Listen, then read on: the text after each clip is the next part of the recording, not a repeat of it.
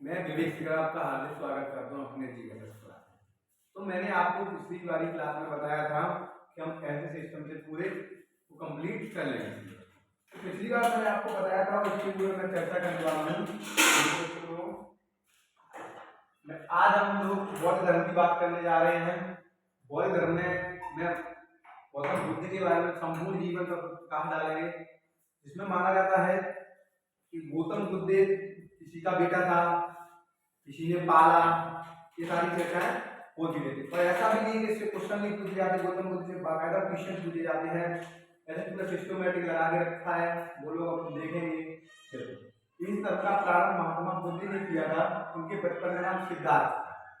देखो, अश्विन नाम का एक मुनि होता है, ये पुत्र सुदोधन के होते हैं। तो सुदोधन उनके पास जाते हैं, उनके कोई पुत्र की प्राप्ति नहीं हो रही थी बच्चे लोगों, तो वो एक ऋषि के पास जाते हैं। लेकिन अश्वी होता है, इस बात पर विशेष ध्यान पेपर में पूछ लिया गया तो बच्चे लोग पढ़ सकते हैं और अपने लोग वहां से टिक लगा के अच्छे तरीके से निकल सकते हैं और एक नंबर अपना पक्का करना। ठीक है, तो उनका नाम सिद्धार्थ होता है।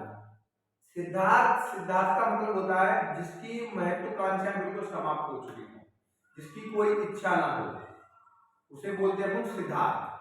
ठीक है बच्चों लोग, अश्वी एक भविष्यवाणी करते हैं उसी टाइम पे, सुदोधन से बोलते हैं। सुदोधन होते जो कुल साथी के होते हैं।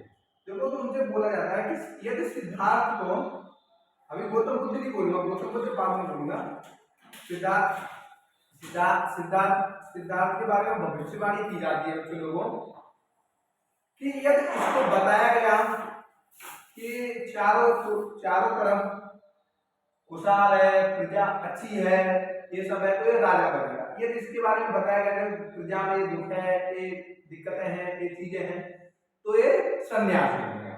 तो सुदोधन ने सोचा क्योंकि मेरा बेटा मेरी आंखों के सामने सन्यासी बने, ऐसा कोई पिता नहीं चाहता भाई लोगों, कोई पिता नहीं चाहता। तो वो क्या करते थे, जब भी सिद्धार्थ घर से बाहर निकलते थे तो प्रजा को सजाया जाता, अच्छी तरीके से सारा खुशहाल दिखाया जाता, और तब सिद्धार्थ को घर से बाहर भेजा जाता राजमहल। तो सिद्धार्थ को ऐसा लग रहा था कि ये सब कुछ अच्छा चल रहा है और प्रजा बहुत खुश है, तो उनको लग रहा था सुदोधन को वो राजा बनेगा। ठीक है, चलो, उनके बाद उनकी कुछ समय बाद शादी कर दी जाती है। 16 वर्ष की आयु में उनकी शादी कर दी जाती है। तो उन्हें कुछ ऐसा फील होता है कि मुझे कुछ ज्ञान की प्राप्ति लेनी चाहिए।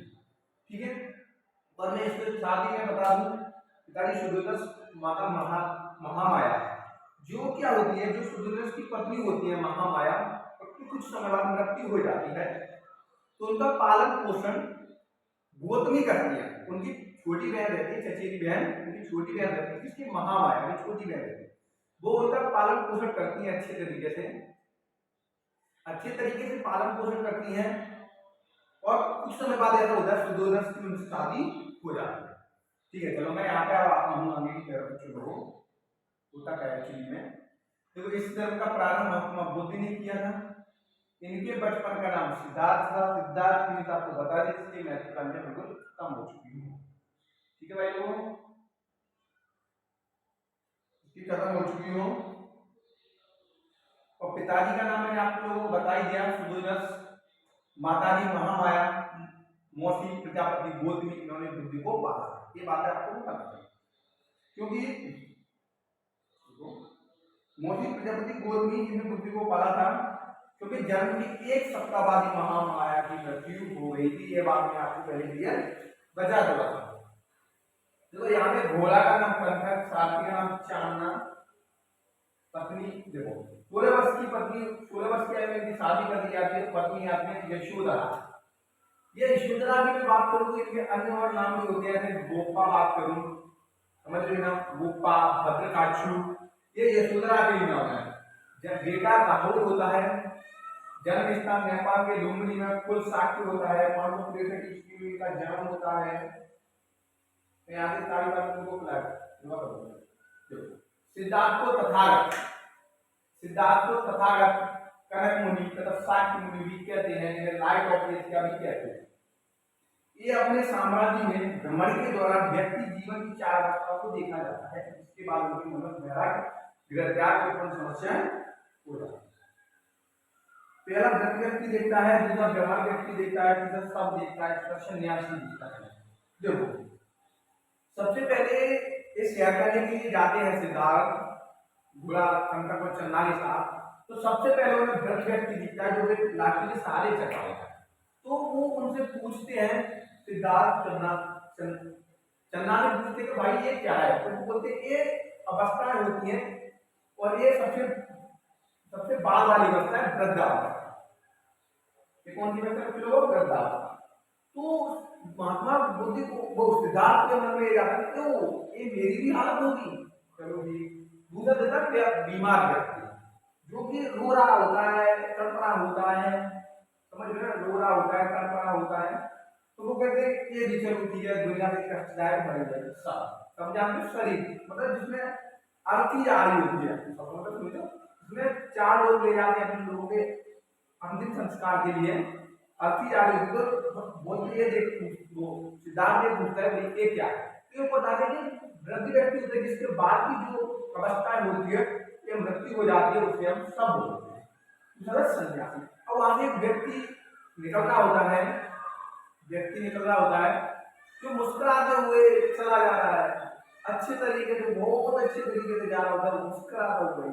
तो सिद्धार्थ बोले भाई ये कौन है, ये कौन है जो मुस्कुराते हुए चला जा रहा है? भाई सब बीमार है, कोई बीमार है, कोई वृद्ध है, कोई अर्थी पे जा रहा है। तो उन्हें चन्ना बताते हैं कि ये इनके यहाँ कोई सुख और कोई दुख नहीं होता।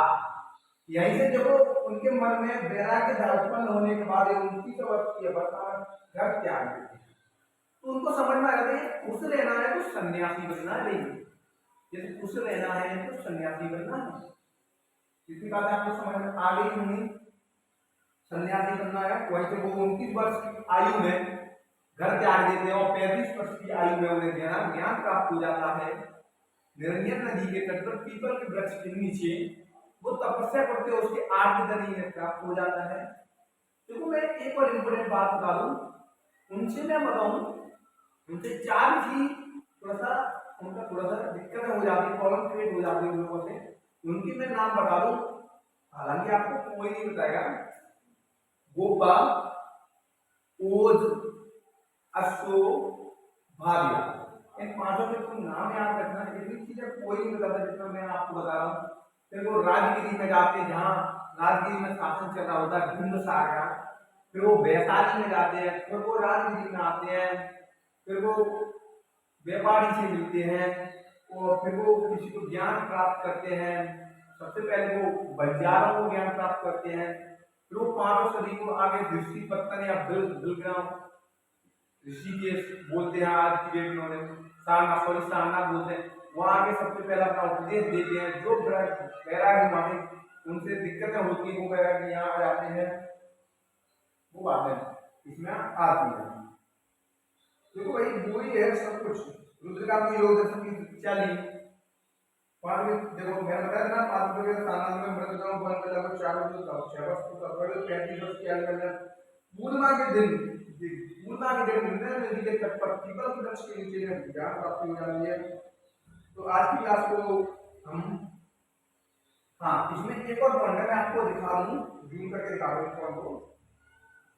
देखो और वो मुड़ा हुआ ये क्लियर होता है। देखो सबसे पहले श्रीवास्तव में दिया उन्होंने उंगली में डालू को शिक्षा दी और इनके सबसे प्रिय आनंद पौपाली थी। तो उंगली नमक की मैं बात करूं, भाई लोगों ये इतना करना था कि एंड के टाइम पे इनकी माँ अंगुलीमाल की माँ इनके पास जाने से डरने लगी कि यह व्यक्ति इतना भी हो चुका है कि मेरी हत्या कर देगा। तो गौतम बुद्ध खुद अपने आप आगे बोलते हैं कि देखो माजी मैं जाऊंगा आपके बेटे के पास, उसे शिक्षा दूंगा और आपका सब कुछ सही करूंगा। देखो मानते हो कितना साथ हो सकता है, कितना साथ हो सकता है। महात्मा बुद्ध जाते हैं, उन्हें अच्छे तरीके से समझाते हैं गौतम बुद्ध और सारा मामला सेट कर देते हैं। मैं इनके पास सबसे प्रिय सिद्ध आनंद और पाली थे। ये भी चीज मैं आपको बता रहा हूँ। आनंद के कहने पर ही महात्मा बुद्ध ने महिलाओं में प्रवेश किया था। आनंद के कहने पर देखो मैं बताऊँ ऐसा होता है, गौतम बुद्ध का मानना था कि वुमेन या महिलाओं में एक तरह का पावर होता है। अब उस पावर में आपको बाद में बात बताऊंगा। तो चैनल को लाइक और सब्सक्राइब करना ना भूलें। ऐसे में सारे सिलेबस को कंप्लीट करा दूंगा। कृपया करके चैनल को लाइक और सब्सक्राइब जरूर करें।